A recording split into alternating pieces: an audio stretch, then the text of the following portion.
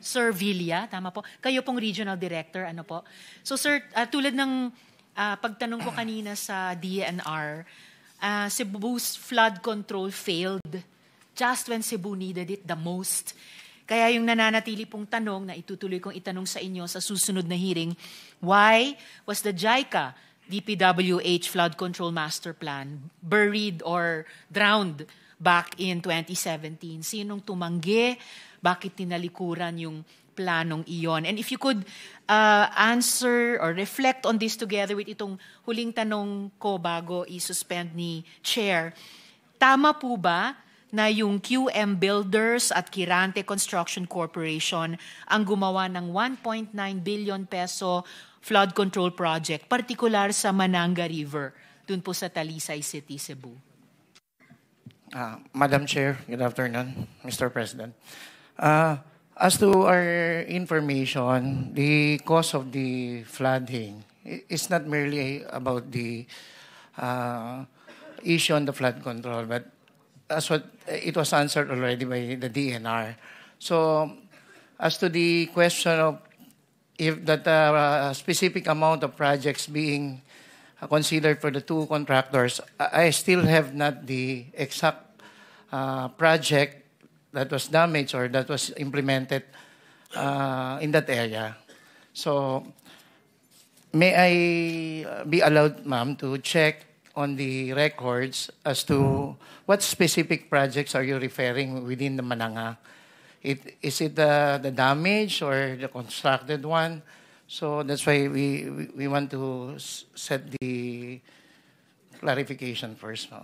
Sige po, sa susunod na hearing na lang. Pero nagugulat ako dun sa sinabi niyong di niyo pa alam. Kasi dun pa lang sa isang Rappler article, andun na po yung top 5 flood control contractors at itong dalawang itinanong ko sa inyo ay nasa top of the list. Madam Chair, we did have the still in investigation inventory of the damaged flood control within the Mananga.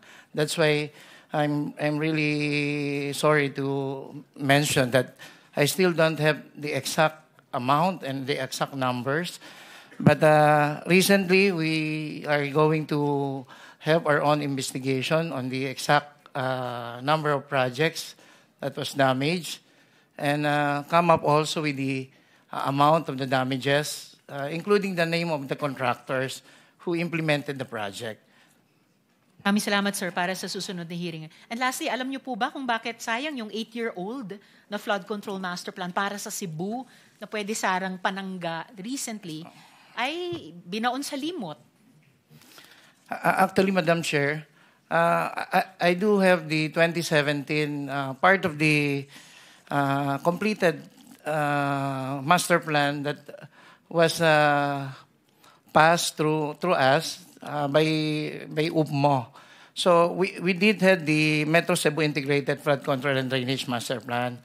A study before have recorded that based on these reports, the consideration proposal for the immediate projects to be considered as the major proposal was the revetment and the drainage mains. So the secondary proposal is the construction of dams and retentions basins. That's why we did see this master plan to check if how many projects that were included already in the master plan. And sad to say, because of this heavy downpour and unprecedented rainfall intensity, it correlates more on the upland causes of these flash floods.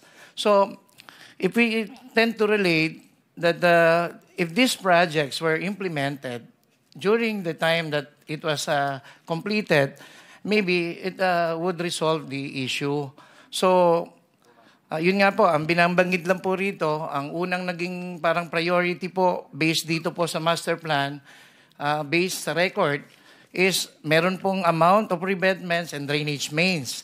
Since then, meron po secondary proposal, which is the creation of dams. So, as time passes po, parang lumalabas po na hindi ho masyadong nabigyan ng consideration yung pag-create siguro po ng isang o dalawang dams doon na suggested because malaking factor din po yung mga nako-consider po regarding po doon sa needed feasibility studies and everything. So, kaya po, siguro po, based on the initiative that the new secretary is doing, that he mentioned that we can immediately consider these measures as part of the solutions that those important components in resolving the possible recurrence of plus should be addressed. I'm sorry, Sir Villa. I mean, salamat sa mga pagsagot niyo, pero hindi po pwedeng magturuan lang ang DPWH at DENR dito. Kasi po, kung tulad ng sinasabi ko kanina sa DENR, kung ginawa po ng DENR yung mandato niya upland, at kung ginawa po ng DPWH yung mandato ninyo sa lowland, kahit nakalahati nyo man lang yung kamatayan at damage dun sa mga kababayan natin sa Cebu. So, lastly, so, sinong tumanggi doon, at least doon sa flood control master plan ng JICA DPWH? Ba't po ito tinalikuran? Ma'am, sorry, Madam Chair. I guess no one refused to consider or refused to not do this master plan. But however po, with the support that given to this major projects or consideration for these dams, we're not part of the priority at then time. So, yun po ang parang pakiramdam lang po namin dito.